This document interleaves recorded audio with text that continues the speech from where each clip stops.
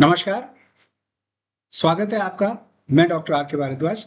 आज सूचना का अधिकार अधिनियम 2005 आरटीआई एक्ट 2005 के एक महत्वपूर्ण प्रावधान थर्ड पार्टी इंफॉर्मेशन तृतीय पक्षकार के बारे में विस्तार से चर्चा करेंगे।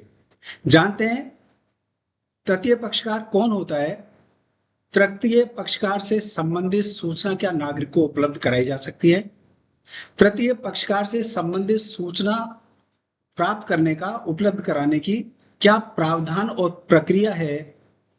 तृतीय पक्षकार से संबंधित सूचना लोक सूचना अधिकारी कितने दिन में उपलब्ध कराएगा और क्या तृतीय पक्षकार को भी अपील में जाने का अधिकार है।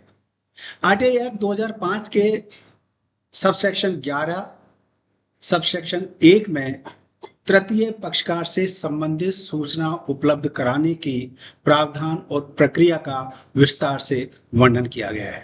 पहले जानते हैं कि तृतीय पक्षकार कौन होता है। पहला पक्षकार नागरिक जो आवेदन करके सूचना प्राप्त करना चाहता है। तृतीय पक्षकार के दो रूप हैं, एक इंडिविजुअल व्यक्ति और दूसरा संगठन संस्था ऑर्गेनाइजेशन। अगर कोई व्यक्ति और संगठन किसी लोक प्राधिकरण को अपनी सूचना उपलब्ध कराने के साथ इस आशय की घोषणा भी कर देता है कि यह सूचना गोपनीय प्रकृति की है, कृपया इसे उपलब्ध ना कराया जाए, तो यह तृतीय पक्षकार की सूचना कहलाती है। दूसरी सूचना कौन सी है जो तृतीय पक्षकार से संबंधित है। आरटीआई एक्ट 2005 का सेक्शन 8 सबसेक्शन 1 और सबसेक्शन डी जो कहता है कॉमर्शियल ट्रेड कॉन्फिडेंस और इंटेलेक्चुअल प्रॉपर्टी से संबंधित सूचना भी तृतीय पक्षकार से संबंधित सूचना होती है।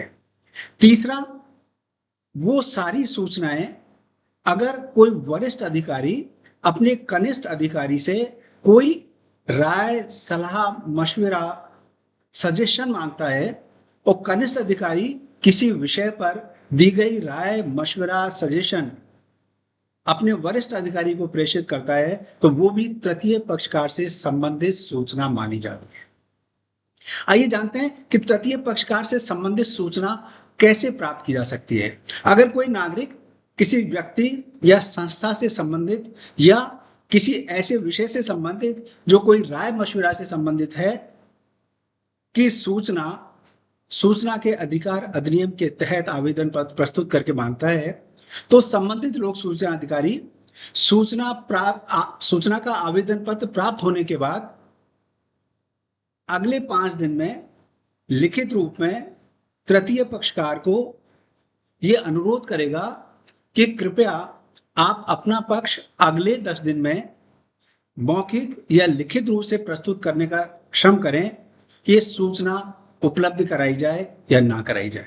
लोक सूचना अधिकारी कहेगा कि आपसे संबंधित ये सूचना तृतीय पक्षकार से संबंधित सूचना है और ये नागरिक आपकी सूचना प्राप्त करना चाहता है, कृपया अगले 10 दिन में अपना पक्ष लिखित में या मौखिक रूप से प्रस्तुत करने का श्रम करें ताकि सूचना उपलब्ध कराने या ना कराने का निर्णय लिया जा सके।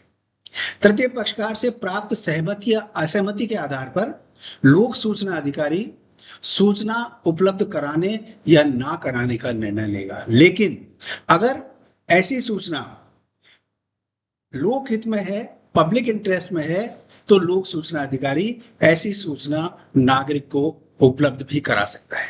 लोक सूचना अधिकारी पब्लिक इंटरेस्ट के आधार पर, पब्लिक इंटरेस्ट क्या है साहब, कि वो सारी सूचनाएं जिनको उपलब्ध कराने से किसी के व्यक्ति का जीवन प्रभावित हो जाए वो पब्लिक इंटरेस्ट कहलाता है। ऐसी सूचनाएं अगर पब्लिक इंटरेस्ट में हैं तो लोक सूचना अधिकारी सूचनाएं उपलब्ध कराने का निर्णय लेगा, लेकिन इसकी सूचना तृतीय पक्षकार को लिखित रूप में देगा कि आपसे संबंधित सूचना जो नागरिक ने प्राप्त करने का आवेदन प्रस्तुत किया गया था, आपके द्वारा व्यक्त की गई सहमति और असहमति को ध्यान में रखते हुए और लोकहित पब्लिक इंटरेस्ट को ध्यान में रखते हुए यह सूचना उपलब्ध कराई जा रही है या नहीं कराई जा रही है। अगर लोक सूचना अधिकारी अपने इस निर्णय को तृतीय पक्षकार को प्रेषित कर देता है और तृतीय पक्षकार लोक सूचना अधिकारी के निर्णय से संतुष्ट नहीं होता है तो लोक सूचना अधिकारी के खिलाफ तृतीय पक्षकार भी आरटीआई एक्ट के सेक्शन 19 सबसेक्शन 1 में प्रथम अपील दायर कर सकता है एवं राज्य सूचना आयोग या केंद्रीय सूचना आयोग जो भी स्थिति हो उसमें अपील के साथ लोक सूचना अधिकारी के खिलाफ शिकायत भी कर सकता है। लोक सूचना अधिकारी तृतीय पक्षकार से संबंधित सूचना उपलब्ध कराने के लिए 40 दिन में बाध्य है। अगर कोई आवेदन पत्र ऐसा है जो सहायक लोक सूचना अधिकारी के ऑफिस में प्रस्तुत किया गया है तो ऐसी स्थिति में लोक सूचना अधिकारी को तृतीय पक्षकार से संबंधित सूचना उपलब्ध कराने या ना कराने का निर्णय अगले 45 दिन में लेना ही पड़ेगा, बाध्यकारी है। तीसरे पक्षकार से संबंधित सूचना उपलब्ध कराना आरटीआई एक्ट का एक महत्वपूर्ण प्रावधान है। लोक सूचना अधिकारी स्वविवेक से और लोकहित पब्लिक इंटरेस्ट को ध्यान में रखते हुए लोक सूचना अधिकारी वह सूचना उपलब्ध कराने या ना कराने का निर्णय लेगा और ऐसी स्थिति में नागरिक और तृतीय पक्षकार दोनों को अपील में जाने का समान अधिकार प्राप्त है। मैंने इस वीडियो में आपके साथ तृतीय पक्षकार से संबंधित महत्वपूर्ण प्रावधान के बारे में चर्चा की। सेक्शन 11 सबसेक्शन 1 तृतीय पक्षकार से संबंधित सूचनाएं उपलब्ध कराने ना कराने के महत्वपूर्ण प्रावधान और प्रक्रिया की विस्तृत रूप से समीक्षा करता है, बताता है। अगर आपको तृतीय पक्षकार से संबंधित किसी प्रकार की कोई जिज्ञासाएं, प्रश्न हो तो आप प्लीज कमेंट बॉक्स में मुझे आप डालेंगे तो निश्चित रूप से आपके प्रश्नों का जवाब दूंगा। नमस्कार, जय हिंद।